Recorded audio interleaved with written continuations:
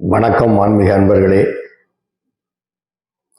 ஞான பாரதம் YouTube channel வாயிலாக நடமாடும் தெய்வம் மகா பெரியவா நிகழ்த்திய இன்னொரு அற்புதத்தை இப்பொழுது சொல்ல விளைகிறேன். அன்று காஞ்சி சங்கர மடத்திலே வழக்கம் போல கூட்டம் இருந்தது. அடிக்கடி வந்து தன்னை பார்க்கும் நபர்களை மகா பெரியவா நன்றாகவே அறிந்து வைத்திருந்தார். அவர்கள் எப்பொழுதெல்லாம் வருவார்கள், ஒரு மாதத்திற்கு எவ்வளவு முறை வருவார்கள் என்பதெல்லாம் மகா பெரியவருக்கு நன்றாகவே தெரியும்.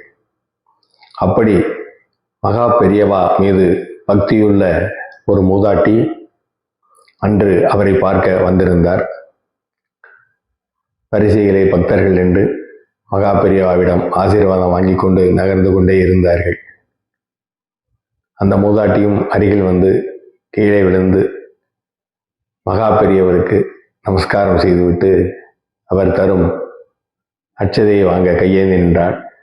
அப்பொழுது மகா பெரியவர் தன் முன்னால் உள்ள தட்டிலிருந்த பழ வகைகளை அந்த மூதாட்டியிடம் தள்ளிவிட்டு இதையெல்லாம் எடுத்துக்கோ என்று கூறினார். அந்த மூதாட்டியும் மகா பெரியவரை பார்த்து மீண்டும் ஒரு முறை வணங்கிவிட்டு அந்த பழங்களை எல்லாம் எடுத்து தன் வசமுள்ள பையிலே எடுத்து போட்டுக்கொண்டாள்.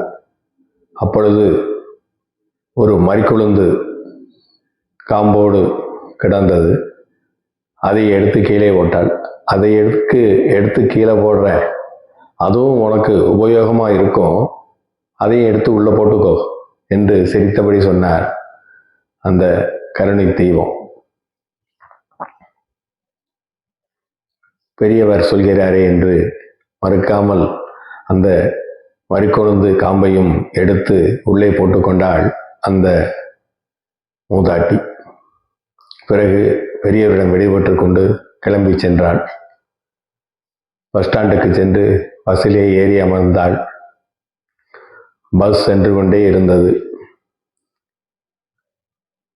திடீரென அந்த மூதாட்டி தன் அருகில் இருந்த பையை பார்த்தாள். பையை காணவில்லை. அருகில் இருந்த இன்னொரு பெண் பணமுள்ள அந்த பையை எடுத்து வைத்து கொண்டிருந்தாள். ஏமா, நீ எதுக்கு என் பையை எடுத்து வச்சிருக்க, அதை என்கிட்ட கொடு என்று அந்த மூதாட்டி கேட்டாள். அந்த பெண்ணும் இல்லை இல்லை, இது என்னோட பை, நான் உங்ககிட்ட தரமாட்டேன் என்று கூறினாள். இருவருக்கும் வாக்குவாதம் முற்றிற்று. கண்டக்டர் வந்தார், என்னவென்று விசாரித்தார். அந்த பணப்பையை எடுத்துக்கொண்ட பெண் அந்த பை தன்னுடையதுதான் என்று சாதித்தார். பையிலே எவ்வளவு பணம் இருக்கிறது என்பதையும் தெளிவாக கூறுகிறாள். அந்த பையை திருடிக்கொண்ட அந்த பெண்மணி அந்த பையில் எவ்வளவு பணம் இருக்கிறது என்பதையும் எண்ணி வைத்திருக்கிறாள் போலிருக்கிறது. மூதாட்டிக்கு ஒன்றுமே புரியவில்லை. மகா பெரியவர் கொடுத்த பிரசாதம், தன்னுடைய கொஞ்சம் பணம் எல்லாமே அதில் இருக்கிறதே, இந்த பெண் இப்படி திருடிக்கொண்டு தன்னுடையது என்று அழிச்சாட்டியம் செய்கிறாளே, என்ன செய்வது என்று மகா பெரியவரை பிரார்த்தனை செய்தாள். அப்பொழுது அந்த கண்டக்டர் கேட்டார், அம்மா, 2 பேருமே இந்த பை உங்களோடதுன்னு சொல்றீங்க, பையில் என்னென்ன பொருள் இருக்குங்கிறதையும் தெளிவாக சொல்றீங்க. 2 பேரும் சொன்ன பொருளை விட வேற ஏதாவது ஒரு பொருள் இந்த பையில் இருக்குன்னு யாராவது ஒருத்தர் சொன்னா தானே இந்த பை யாரோடதுன்னு நாங்கள் முடிவு பண்ண முடியும் என்று அந்த கண்டக்டர் கூறினார். பஸ்ஸில் இருந்த மற்ற பயணிகளும் அதை ஆமோதித்தனர். அந்த மூதாட்டி யோசித்து பார்த்தாள். அப்பொழுது டக்குன ஞாபகத்துக்கு வந்தது. பெரியவர் பழங்களை எடுத்து உள்ளே வைக்கும் பொழுது அந்த மறிக்குழுந்து காமையும் எடுத்து உள்ளே போட்டுக்கொள், உபயோகமாக இருக்கும் என்று சொன்னார் அல்லவா, அது டக்குன அந்த மூதாட்டிக்கு ஞாபகம் வந்தது. உடனே முகமலர்ச்சியோடு அந்த மூதாட்டி கண்டக்டரை பார்த்து, ஐயா, இந்த பையில் இன்னொரு பொருளும் இருக்கிறது, அது என்னவென்று அந்த அம்மாவை கேளுங்கள், அதை அந்த அம்மா சரியாக சொல்லிவிட்டால் இந்த பையை அவரிடமே கொடுத்து விடுங்கள் என்று அந்த கண்டக்டரிடம் கூறினாள். கண்டக்டர் அந்த பெண்ணிடம், அம்மா, அந்த வயசான பாட்டியம்மா வேற ஏதோ ஒரு பொருள் உள்ளே இருக்குன்னு சொல்றாங்களே, அது தனக்கு தெரியும்னு சொல்றாங்க. உங்களுக்கு தெரியுமா? அதை சொல்லுங்க பார்க்கலாம். அப்படி சொல்லிட்டீங்கன்னா இந்த பை உங்களோடது, இல்லைன்னா அந்த மூதாட்டிக்கிட்ட அந்த பையை கொடுத்துடணும் என்று கூறுகிறார். பையை திருடி வைத்துக் கொண்ட பெண்மணி விழித்தாள்.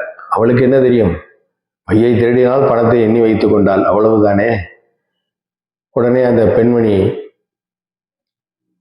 எனக்கு வேற ஒன்றும் இதில் இருக்கிற மாதிரி தெரியலைங்க, வேற ஒன்றும் நான் இதில் வைக்கல அப்படின்னு சமாளித்தார். கண்டக்டர் மூதாட்டியிடம், அம்மா அவங்க இல்லைங்கிறாங்க, தெரியலைங்கிறாங்க, நீங்க சொல்லுங்க, இந்த பைக்குள்ள வேற என்ன இருக்கு என்று கேட்டதும் மூதாட்டி, ஐயா நான் காஞ்சிபுரத்துக்கு போயிட்டு வர்றேன், மகா பெரியவர் தான் அந்த பழமெல்லாம் எனக்கு கொடுத்தாங்க, அவர் கொடுத்த ஒரு மறிக்குழுந்து காம்பு உள்ளே இருக்குங்க, கமகமன்னு வாசனையா இருக்கும், அதை நீங்களே பாருங்கன்னு சொன்னோன்னே அந்த பையை பிரித்து பார்த்தால் உள்ளே மறிக்குழுந்து காம்பு மனம் வீசிக்கொண்டிருந்தது.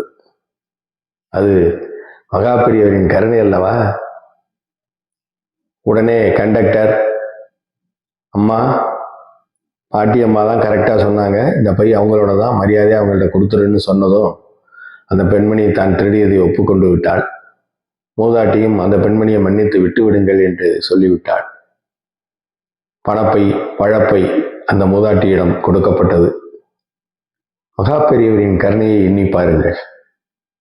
தன்னை நாடி வரும் பக்தர்களுக்கு என்ன இடர் வரும் என்று தெரிந்து அதை நிவர்த்தி செய்வதற்கான ஒரு பொருளையும் கூடவே வைத்து அனுப்புகிறார் என்றால் மகா பெரியவருடைய கருணையை நாம் என்னவென்று சொல்வது?